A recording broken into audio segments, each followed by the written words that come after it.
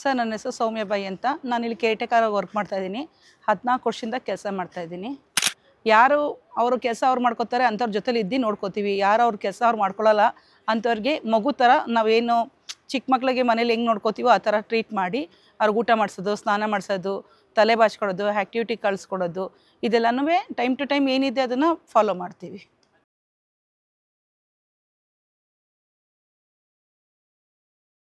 Resident first ನಮಗೆ ಕೊಟ್ಟಾಗ ಅವರು ನಡೀತಾ ಇರಲ್ಲ, ಬೆಡ್ ರಿಡನ್ ಆಗಿರ್ತಾರೆ, ಮತ್ತು ಎಲ್ಲ ಸ್ವಲ್ಪ ಹಠ ಮಾಡ್ತಿರ್ತಾರೆ. ಅವ್ರನ್ನ ಸ್ವಲ್ಪ ದಿವಸ ಹ್ಯಾಂಡಲ್ ಮಾಡೋದು ಸ್ವಲ್ಪ ಕಷ್ಟ ಆಗುತ್ತೆ.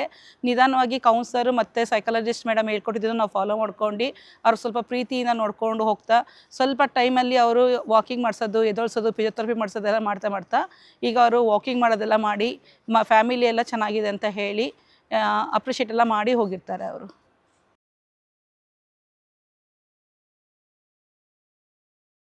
ಸರ್ ಇಲ್ಲಿ ನೋಡ್ತಿದ್ರೆ ಇವ್ರಿಗೆಲ್ಲ ನೋಡ್ತಿದ್ರೆ ನಮ್ಮಲ್ಲಿರೋ ದುಃಖನ ಮರಿಬೋದು. ಇವರೆಲ್ಲ ತುಂಬ ಒಳ್ಳೆಯವರು ರೆಸಿಡೆಂಟ್ಸು. ಅವ್ರ ಮನಸ್ಸಲ್ಲಿ ಏನೋ ಮಾಡಿಕೊಳ್ಳಲ್ಲ, ಸ್ವಲ್ಪ ಹೊತ್ತು ಕೋಪ ಮಾಡ್ಕೋತಾರೆ, ಮತ್ತು ಅವ್ರು ಏನಾದ್ರು ತಪ್ಪು ಮಾಡಿದ್ರೆ ಮತ್ತೆ ಸಾರಿ ಕೇಳ್ತಾರೆ. ನಮ್ಮಲ್ಲಿ ಇರೋದಕ್ಕಿಂತ ನಮಗಿಂತ ಇವರೇ ಬೆಟರ್ ಅಂತ ಅನಿಸುತ್ತೆ ನನಗೆ.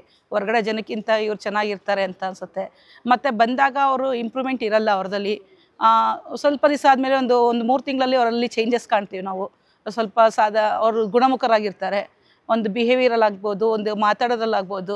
ಬಂದಾಗ ತುಂಬ ಹಠ ಮಾಡ್ತಾಯಿರೋರು, ಹೊಡಿಯೋರು, ಮತ್ತು ಏನಾರು ಮಾಡ್ತಾ ಇರ್ತಾರಲ್ಲ, ಸ್ವಲ್ಪ ದಿವಸ ಆದಮೇಲೆ ಅವ್ರು ಚೆನ್ನಾಗಾಗಿರ್ತಾರೆ ಮೆಡಿಸಿನ್ ತೊಗೊಂಡು. ಇಲ್ಲಿ ಬಂದು ನಾವು ಚೆನ್ನಾಗಿ ಅವ್ರ ಜೊತೆಲಿ ಪಳಗೋದು ಹೆಂಗೆ ಅಂತ ಕಲ್ತಿದ್ದೀವಿ. ಒಬ್ರಿಗೆ ಹೆಂಗೆ ನೋಡ್ಕೋಬೇಕು ಅನ್ನೋದು ಕಲ್ತಿದ್ದೀವಿ.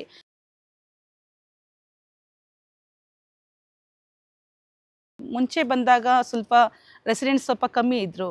ಬಟ್ ಈಗೆಲ್ಲ ಸ್ವಲ್ಪ ಚೇಂಜಸ್ ಮಾಡಿದ್ದಾರೆ ಸರ್ ಎಲ್ಲನೂ. ಫುಡ್ಡಲ್ಲಾಗ್ಬೋದು, ಆ್ಯಕ್ಟಿವಿಟೀಸಲ್ಲಾಗ್ಬೋದು, ರೂಮ್ಸಲ್ಲಾಗ್ಬೋದು ಎಲ್ಲ ಚೇಂಜಸ್ ಮಾಡಿದ್ದಾರೆ. ಮತ್ತು ಔಟ್ಸೈಡ್ ಅಪಾಯಿಂಟ್ಮೆಂಟ್ ಕರ್ಕೊಂಡು ಹೋಗೋದ್ರಿಂದ ಹಿಡ್ದು ರೂಮಲ್ಲಿ ಚೆನ್ನಾಗಿ ನೀಟಾಗಿ ಏನೇನು ಬೇಕು ಒಂದು ಮನೆ ಫೀಲ್ ಥರ ಕೊಟ್ಟಿದ್ದಾರೆ. ಹೊರಗಡೆ ಔಟಿಂಗೆಲ್ಲ ಕರ್ಕೊಂಡೋದಾಗ ನಮ್ಮನ್ನು ಕರ್ಕೊಂಡು ಹೋಗ್ತಾರೆ. ಅವ್ರ ಜೊತೆಲಿ ನಾವು ಹೊರಗಡೆ ಸುತ್ತಾಡ್ಕೊಂಡು ಬರ್ತೀವಿ, ಎಲ್ಲ ಮಾಡ್ತೀವಿ. ಅಂದರೆ ಸ್ವಲ್ಪ ದೊಡ್ಡದಾಗಿ ಇಂಪ್ರೂವ್ಮೆಂಟ್ ಆಗಿದೆ, ಬೆಳೆದಿದೆ, ನೋಡೋಕ್ಕೂ ಚೆನ್ನಾಗಿ ಕಾಣ್ತಾ ಇದೆ. ನಮ್ಮ ಕಡಮಾಂಸ ಇಷ್ಟು ದೊಡ್ಡದಾಗಿ ಬೆಳೆದಿದೆ ಅಂತ ನಮಗೆ ಹೆಮ್ಮೆನೂ ಆಗ್ತಾಯಿದೆ.